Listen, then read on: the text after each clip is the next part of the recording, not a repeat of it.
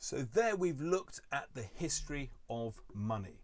We've looked at money from the barter economy through to fiat currencies and the importance of trust in fiat currencies. We've looked at how commercial banks can create money, how central banks create money, fractional reserving and quantitative easing, and the implications, inflationary implications of that money creation. And then we've started to consider the role of cryptocurrencies and how cryptocurrencies really represent the natural evolution, the natural future of currencies. We might go back to this, but I'm not sure that something like this is ever really going to catch on.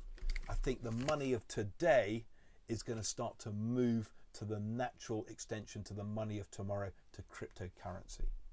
Now you might be sitting there thinking, actually, Ted, I'm really nervous about this. You're undermined everything that I believe in. This has no value, and you're actually thinking you're going to invest in shotguns. You're going to buy some baked beans, transfer your money to gold, and then you're going to head for the hills and wait for Armageddon. And if you were to think like that, it'd be understandable, but you'd be what's known as a prepper. And a prepper is somebody who prepares for the end of the world. And I think you'd be wrong. You certainly wouldn't be the first prepper. There's been people all the way through history who've expecting the end of the world. And guess what? They've always been wrong. In fact, do you know who the earliest prepper is? The first recorded prepper ever? You've definitely heard of him. It was, of course, Noah. Noah built a boat on top of a mountain. And everyone goes, why would you be building a boat on top of the mountain? That's crazy. Even today, we don't build boats on tops of mountains. We build them by the sea. But Noah goes, aha, I've seen the future. I know what's coming.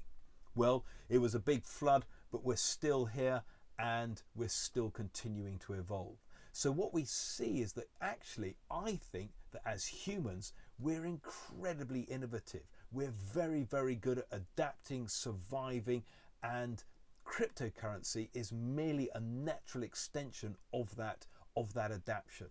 So just as the delinking of the currency from the gold standard in 1971 was the bell was rung by the doomsayers saying that's it, the world's going to collapse, we're all going to kind of go backwards back to the Middle Ages. We haven't done that. We've continued to evolve. I'm not saying it's a straight line and that it's been plain sailing. There's problems, there's always problems, but we as human beings are very good at innovating, adapting and overcoming that. So I personally have a huge amount of faith in the human race, the ability to meet the challenges of the future, and I also believe fundamentally that cryptocurrency has a fundamental role to play at the heart of our economy.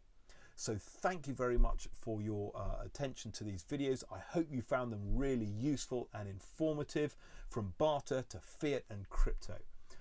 I'm on LinkedIn. If you want to stay in touch with me, if you'd like to get in touch with me, I'm very easy to find. You can either go through my website and contact me, or you can find me on LinkedIn.